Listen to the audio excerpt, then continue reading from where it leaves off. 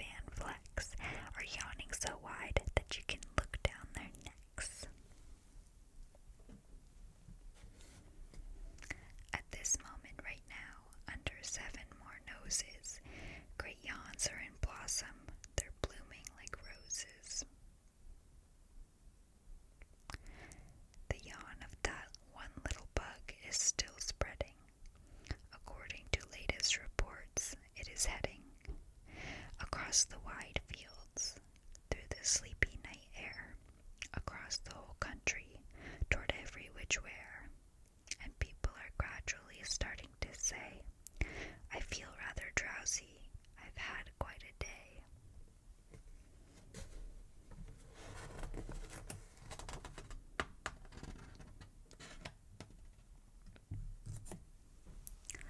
Creatures are starting to think about rest. Two-biffer birds are now building their nest.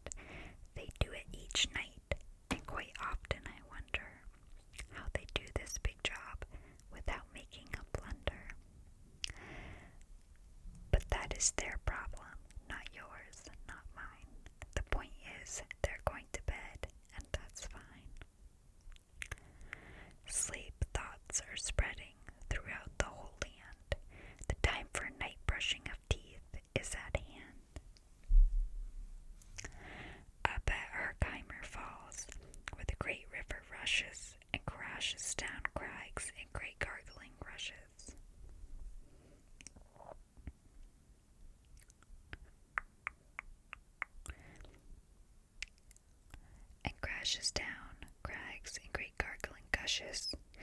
The Herkimer sisters are using their brushes.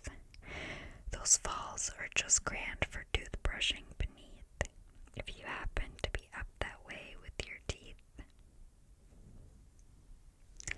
The news just came in from the castle of Krupp that the lights are all out and the drawbridge is up, and the old drawbridge drawer just said with a yawn, my drawbridge is drawn, and it's going to say drawn.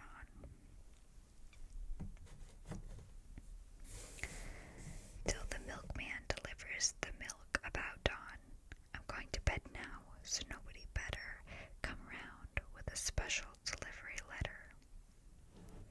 The number of sleepers is steadily growing. Bed is where more and more people are going. The Culpeper Springs in the Stillwalkers Hall. The Stillwalker stilts are all stacked on the wall.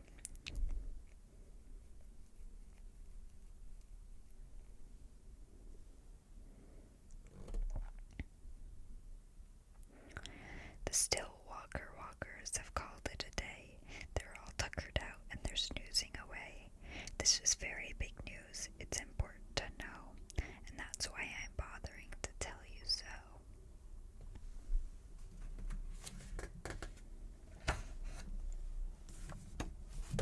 Way out in the west, in the town of Merced, the Yanklehorn Hawking Club just went to bed. Every horn has been quietly hung on a hook for the night in its own private Hicklehorn hook. All this long happy day they've been honking about, and the Hinklehorn honkers have honked themselves out. But they'll wake up quite fresh in the morning, and then they'll start right in Hinklehorn honking again. Everywhere creatures are falling asleep. The collapsible frink just collapsed in a heap, and by adding the frink to the others before, I'm able to give you a who's asleep score. Right now, 40,404 creatures are happily, deeply in slumber. I think you'll agree that's a whopping fine number. Counting up sleepers, just how do we do it? Really quite simple. There's nothing much to it. We find out how many. We learn the amount by an audio-tally-o-tally-o count. On a mountain halfway between Reno and Rome, we have a machine in a plexiglass dome, which listens and looks into everyone's home. And whenever it sees a new sleeper go flop, it jiggles and lets a new pickle ball drop. Our chap counts these balls as they plop into a cup, And that's how we know who's down and who's up.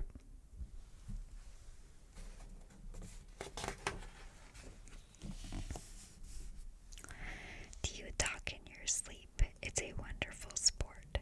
And I have some news of this sport to report. The world champion sleep talkers Joe and Mo Redzoff have gone to sleep and they're talking their heads off. For 55 years now, each chattering brother has babbled and babbled all night to the other. They've talked about laws, and they've talked about cause. They've talked about pause, and they've talked about flaws. They've talked quite a lot about old Santa Claus, and the reason I'm telling you this is because you should take up this sport. It's just fine for the jaws. Do you walk in your sleep? I just had a report of some interesting news of this popular sport. Near Finnegan Fed, there's a sleepwalking group, which not only walks, but it walks a hoop.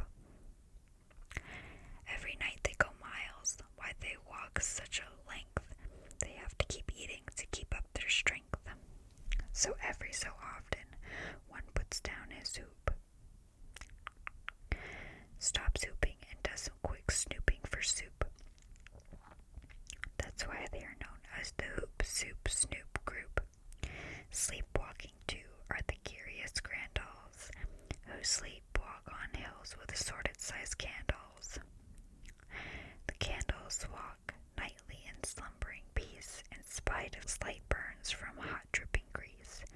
The grandals wear candles because they walk far, and if they wake up, they want to see where they are.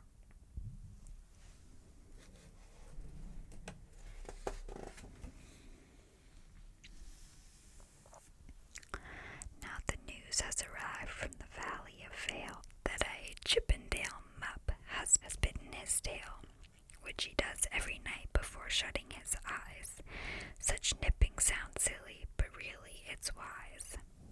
He has no alarm clock, so this is the way. He makes sure that he'll wake at the right time of day. His tail is so long he won't feel any pain, till the nip makes the trip and gets up in his brain. In exactly 8 hours, the Chippendale mup will at last feel the bite and yell ouch and wake up. Mr. and Mrs. J. Carmichael Crocs have just gone to bed near the town of Fort Knox, and they, by the way, have the finest of clocks. Clocks. I'm not at all sure that I quite understand just how the thing works with that one extra hand, but I do know this clock does one very slick trick. It doesn't tick-tock. How it goes is talk-tick. So with ticks in its talker and talks in its ticker, it saves a lot of time and the sleepers go quicker. What a fine night for sleeping, from all that I hear. It's the best night for sleeping in many a year. They're even asleep in the Sweg Motel, and people don't usually sleep there too well. The beds are like rocks, and as everyone knows, the sheets are too short. They won't cover your toes. So, if people are actually sleeping in there, it's a great night for sleeping. It must be in the air. It's a great night for snores. I just had a report of some boys who are tops in this musical sport. Some of the snoriest snores in all our fair land are Snoyer McPhail and his Snore Band. This band called Snore Dixie and Old Swanee River, so loud it would make 40 elephants shiver. The loudest of all of the boys is McPhail. He snores with his head in a 3-gallon pail. So they snore in a cave 20 miles out of town. If they snored closer in, they would snore the town down. Do you know who's asleep out in Funa Laguna? Two very nice Funa Laguna baboona. We've added them to our who's asleep count, which has grown to a really amazing amount. Exactly 8,808 creatures are sleeping now. Isn't that great? A Jed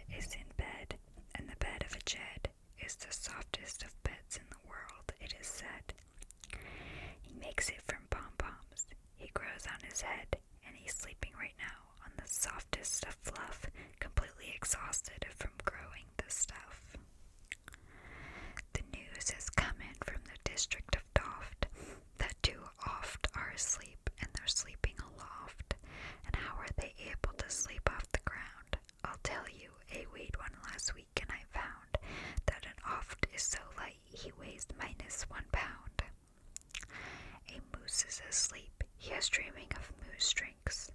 A goose is asleep, he is dreaming of goose drinks. That's well and good when a moose dreams of moose juice, and nothing goes wrong when a goose dreams of goose juice.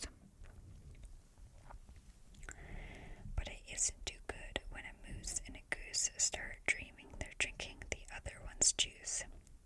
Moose juice, not goose juice, is juice for a moose, and goose juice, not moose juice, is juice for a goose. So when goose gets a mouthful of juices of mooses, and mooses gets a mouthful of juices of gooses, they always fall out of their beds screaming screams. So I'm warning you now, never drink in your dreams. Speaking of dreams, I think you should note that the Bumbled Up Club is now dreaming afloat. Every night they go dreaming down Bumbled Up Creek, except for one night every third or fourth week, when they stop for repairs because their Bumbled Ups leak. But tonight they're afloat, full of dreams, full of bliss, and that's why I'm bothering to tell you this.